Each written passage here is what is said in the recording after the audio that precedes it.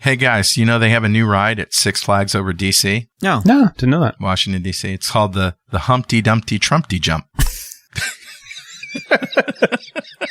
That sounds horrifying. I wouldn't want to read that waiver. It's fantastic.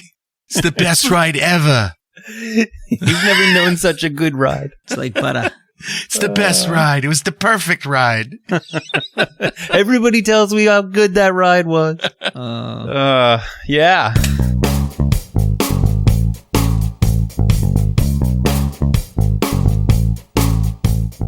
How are you guys doing? Good, I think. I'm heading to Germany. Uh-huh. Family vacation. Last week's show was fun. What is the German word for schnitzel vacation? Schnitzelurlaub. Schnitzel sleeping. Urlaub. Urlaub is vacation. Urlaub. Okay. Urlaub. Yeah, very good. So you're going to have some fun with the fam. Do they call it holiday or is it vacation? What's the translation there? They call it Urlaub. Okay. So here's the German word that means Patrick goes to Germany for a vacation where he will eat lots of schnitzel. There's probably a word for that in German. There is. Yeah. That's the way they roll. All right. So we have 5 stories today. So we're going to stretch them out as long as possible. 4.5 hours. We'll make them as fun and or painful for the listener as we possibly can. First story. All right. So the clickbait is clearly Microsoft in the hot seat from a U.S. senator, but we'll get to that last. Let's talk about Citrix. Citrix. And I believe this story, so this is over 640 Citrix servers were backdoored with web shells in an ongoing attack. And these are Citrix NetScaler ADCs. We had talked about this maybe 3 shows ago that this 0-day had come out. So these are like gateway servers, sort of router sort of servers. Yep. So, commonly accessible on the internet or, somewhere you would want to gateway to other services, right? Applications or whatever you want your end users to use. There was a remote code execution vulnerability, CVE 2023-3519. And like I said, we had talked about this one a while back and said, go patch, because it's a 0-day. And sure enough, at least 640 people did not. So their servers are getting backdoored as we speak. And this is not somebody uses at home software. This is a corporate enterprise software. Yeah. So these are enterprises, which is not good. Not good. Hey, here you go. Citrix released this security update to fix this issue July 18th. So it's been at least 3 weeks. So let's help out people understand web shells a little bit. So if you've ever written any code or you've ever done something like, that's kind of culminates in something, the first time you run a program that you wrote, it's kind of like, wow, that was cool. The first time you get a system to give you a shell back so you can control it remotely, it's kind of the same kind of feeling. Yeah. Okay. Yeah. It's kind every time. It's so cool what this feeling. is saying is that by using this exploit, you can cause these affected systems to give you a shell that gives you web access level. So what's that mean? That means that you probably have to elevate that access, right? Because you probably can only do the things in the web directory and things like that. I haven't checked this. I don't know if that's the case, but that's usually what a web shell means. Right. But then you need to find some way to elevate, which isn't as hard as you might think. Because as we've talked about every week, there's millions of things you can do that might work depending on the level of patch, depending on what's installed in the system. And so, but this is a really big foothold. This is like someone from outside is now inside and figuring out how they can get through the locked office doors. They're not trying to get through the security fence anymore. Well, yeah, okay. And it's interesting you talk about privilege escalation, or what we call PrivEsc, because the patch that fixed 3519, which is what we're talking about, so CVE 2023, the year 3519, 3,519th patch this year, which means it was like the 3rd of January. Yeah, pretty much. Probably. So the patch that fixes this also fixes a privilege escalation. And that was patch 3467. Yeah. What if you only wanted to patch one of those vulnerabilities and not the other but if you haven't patched for this, you probably are still open to the PrivEsc as well. Yeah, which means so that doubly it's fantastic. Yeah, that is doubly fantastic. So that's all in one. You might as well just email us all of your data. Right? Save us the problem. Yeah. Yeah, and if you're lucky, if they just use this for like a botnet, like they want to take it over so that they can deny a service some company they're mad at. But the first response is, "Who's Dwayne?" Right? But if they're unfortunately, most of the time, what happens is they stay resident in these devices. Yeah, and they start. So take things like Citrix. Users are going to log into it with a username and password, right? Or administrators will. And if password reuse is used, then we're going to pick up these usernames and passwords and we're going to try them elsewhere. We're going to do what's called credential stuffing. So if I see Patrick uses username and password to log into the Citrix system, then I start profiling Patrick and see where he banks and, all sorts of other things. So this can lead to a lot more dangerous things than just being a part of a botnet. Yeah. Now, we use stuffing more often when we can't do a brute force, like try a billion passwords. And so it's when you have an educated guess about what the password would be or might be. Yeah. Okay. So long and short of it is, ask your IT department, and they probably already know about it. And if they have these Citrix servers, then they're probably already patched. So and that patch has been out for 3 weeks. Nothing to see here. Yep. If you're over one of those 640 servers, well, sorry. Then I'll leave a note. 640 we know about. Yeah. Now, is this based on a showdown score or like a search? They didn't reveal. I think this was a CISA did some research, but most of the time it's usually a showdown. It's a showdown. Well, and we talk about showdown. Showdown is a search engine for finding out device information. So not like, hey, I'm interested in finding a website that sells car parts, but I'm interested in web servers that are IIS version 7 and haven't patched in 2 ones decades. that are giving away shells for free. Yeah, exactly. Buy me free shells. All right. So next story. Last week in the 100th show, we talked about Fraud GPT, that cyber criminals AI, black hat AI tool.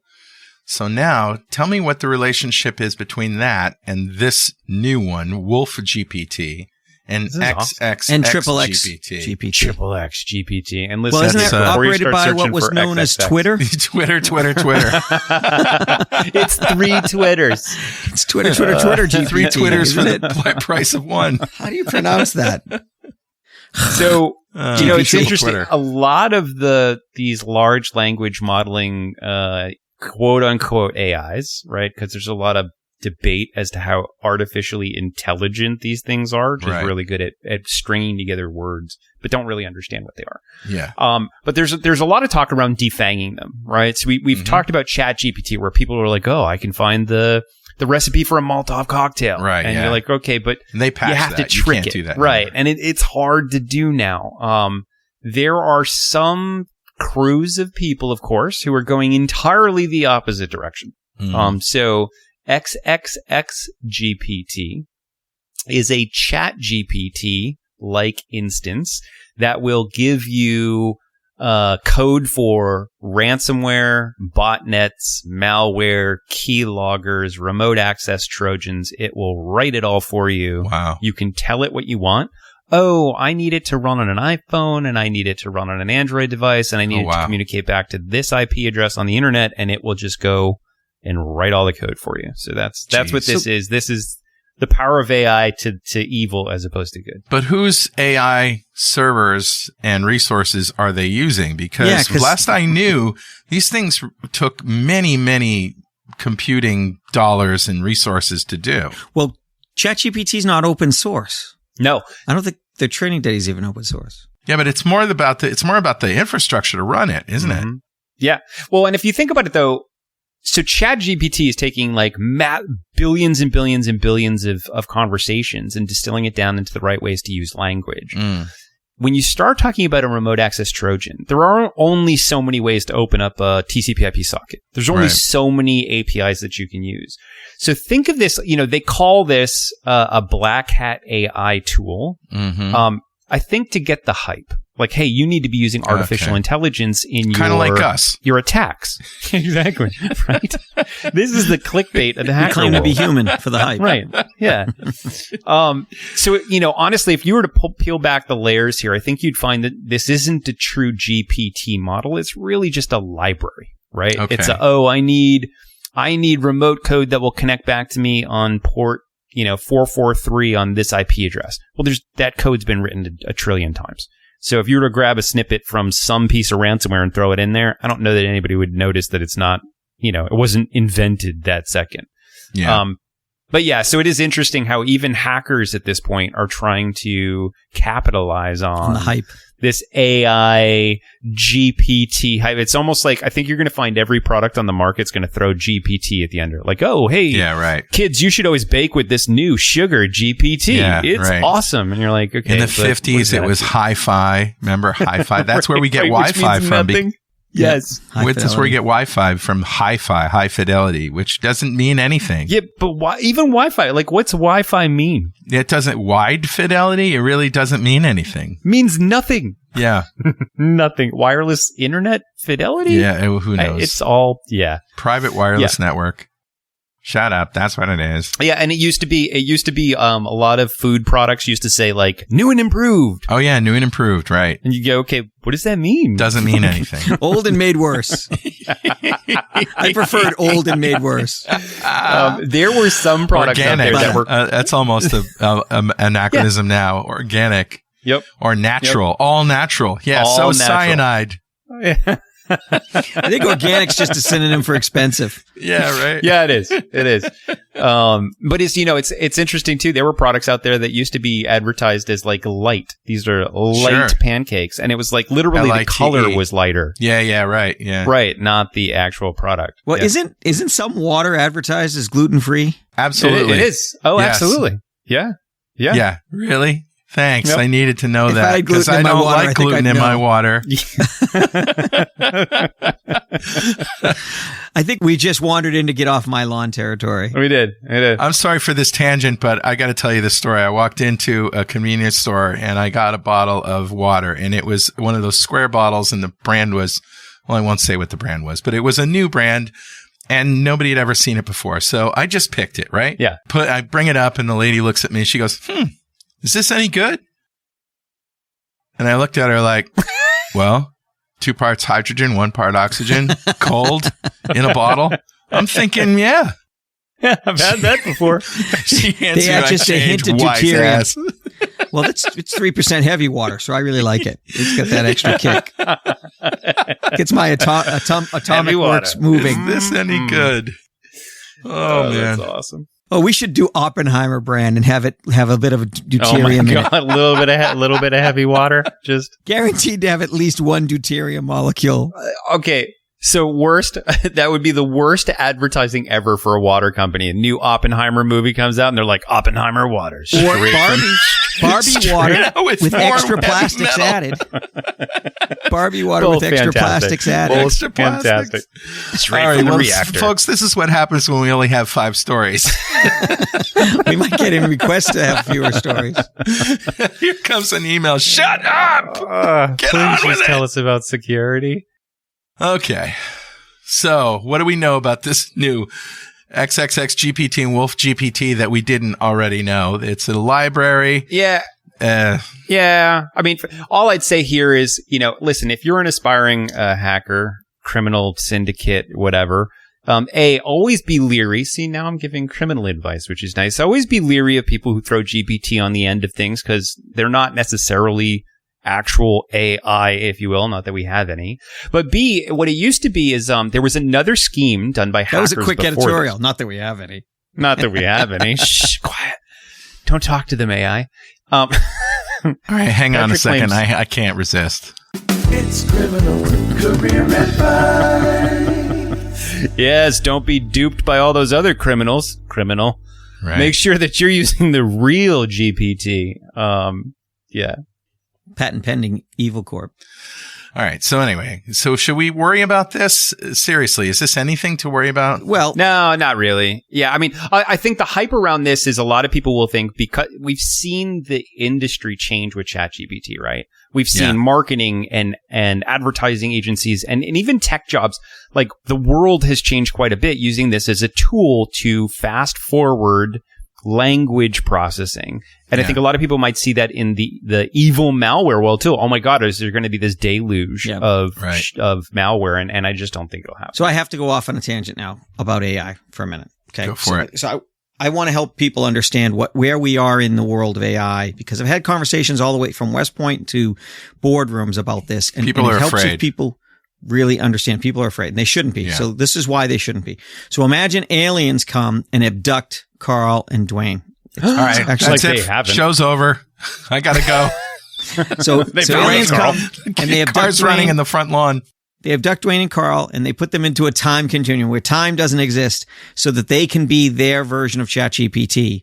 And what they do is they give them access to everything in their language, but it's a language they will never understand. They will never be able to read. They will never be able to write. They will never understand it, but they give them all their information in mathematical algorithms so that they can understand the correlation between words, the correlation between concepts. And what happens is when somebody from that alien race comes and asks them a question, they have an infinite amount of time to go and find they use this word. I don't know what it means, but it's correlated with this sentence over here and these words. So we're going to batch up this junk and throw it at them and hope that satisfies them, because otherwise they're going to electrocute us again. Yeah.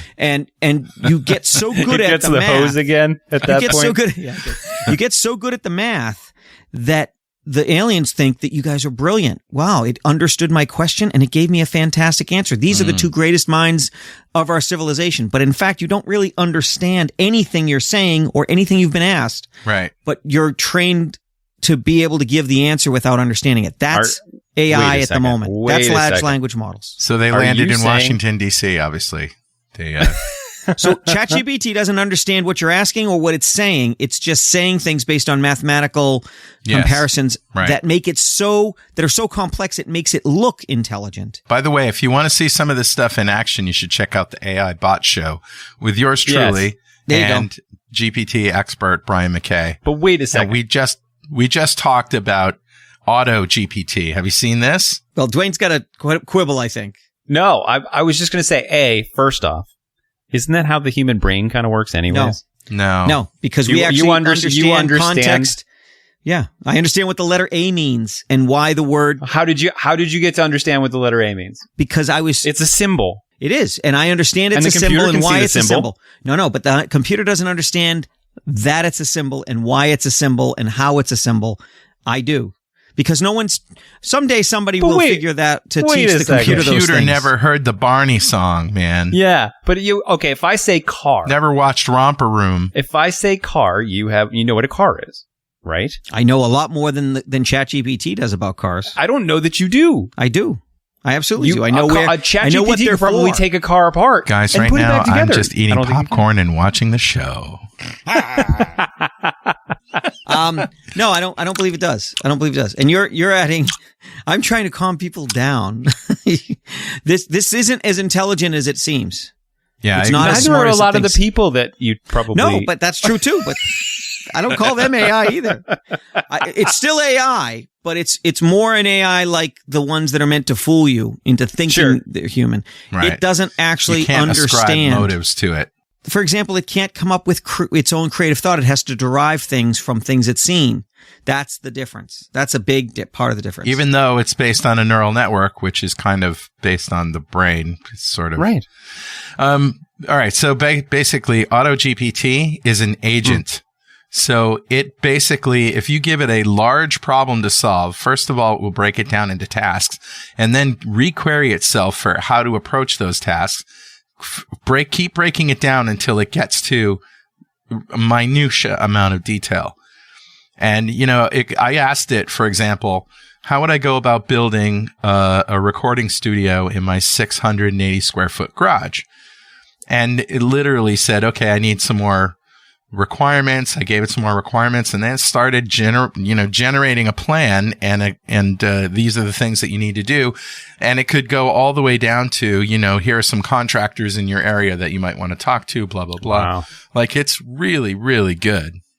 I still think that the analogy holds that it doesn't actually understand its answers. No, it doesn't. But that's because we're programmers and we know what programs are. Right. That's okay. It just means that it's not going to decide that it hates us and wants us dead. That's true. Yet. Yeah.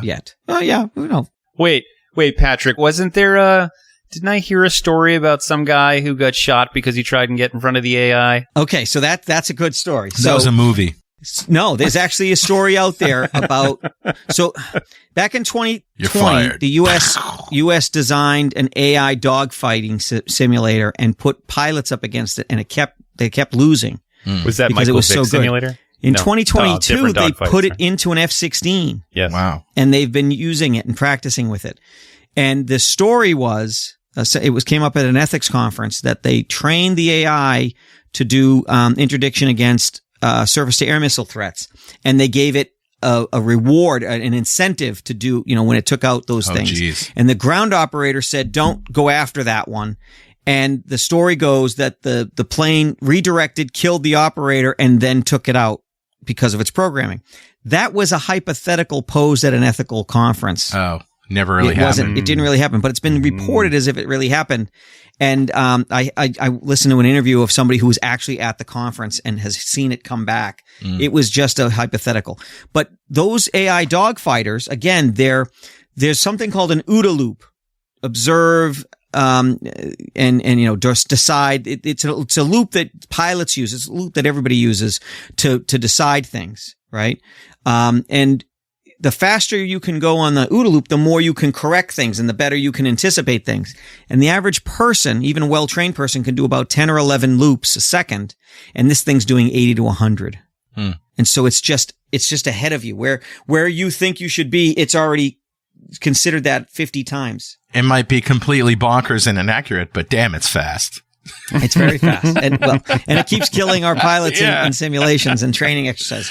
Anyway, I would really suggest you check out the AIBotShow.com because our mission is to remove the fear, show people how you can use this yourself, whatever you do in life, to make your job easier and better. And don't be afraid of it. Use it. If you don't use it, you're going to get used by it. Yeah, there's so many things. If you don't use it, your competition will. Yes, exactly. Sorry. All right. Wow, Patrick. Jesus, / soapbox. Yeah. Let's take a break. We'll be right back with more security this week. And we're back. Security this week. Hey, is this really a security show? No, I don't know. You guys were just Not this abducted. week. Now you're part of abducted. not part of Alien GPT.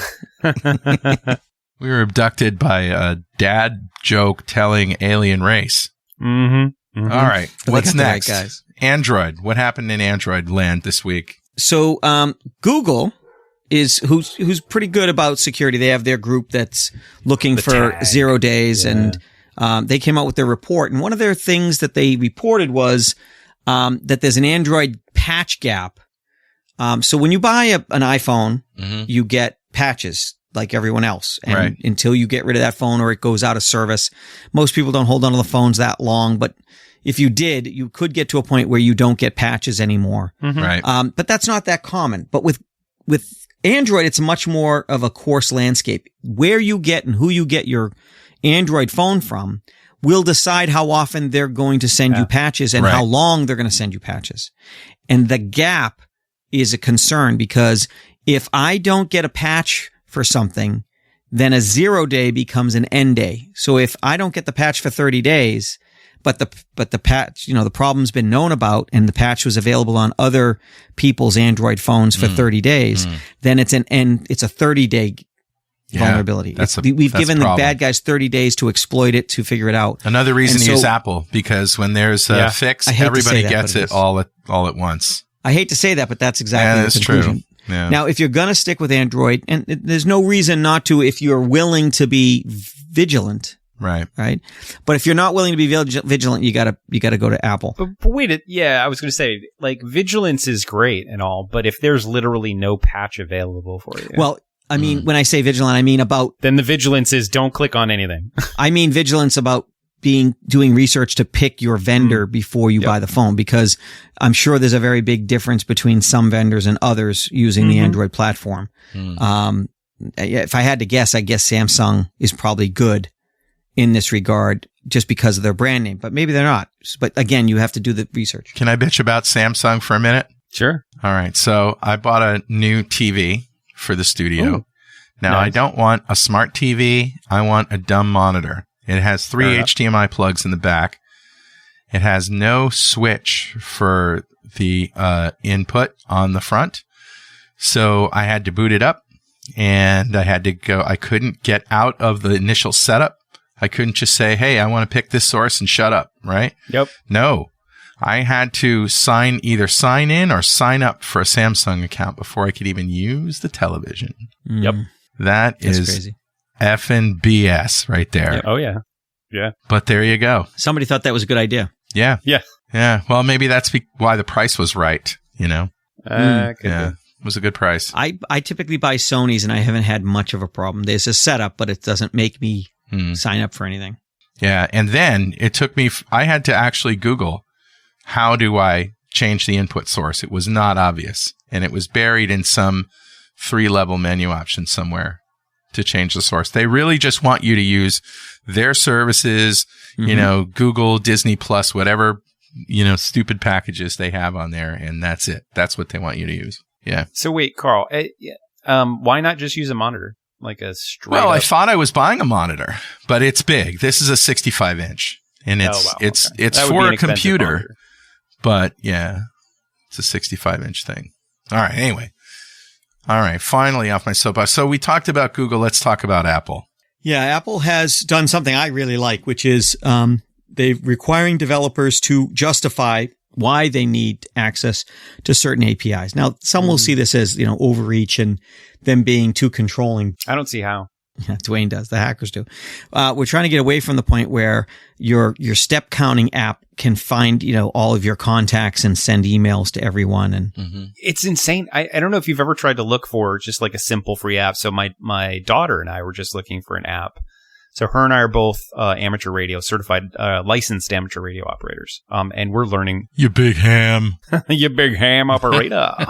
And we were looking for a Morse code app to teach us Morse code, and just something we get on once a day, like just like Duolingo, right? And do Morse code every day. And every app she looked at, she's like, what about this one, Dad? What about this one? And we started looking at like, what does it require? And it's like, oh, it's teaching you Morse code, but it needs your location down to fine-grained data, who you call, your contact information. I'm like, sorry. For a Morse code app? I mean, all I want to do is hit the because that's what they're the period or the dash. because that's how they pay for the app.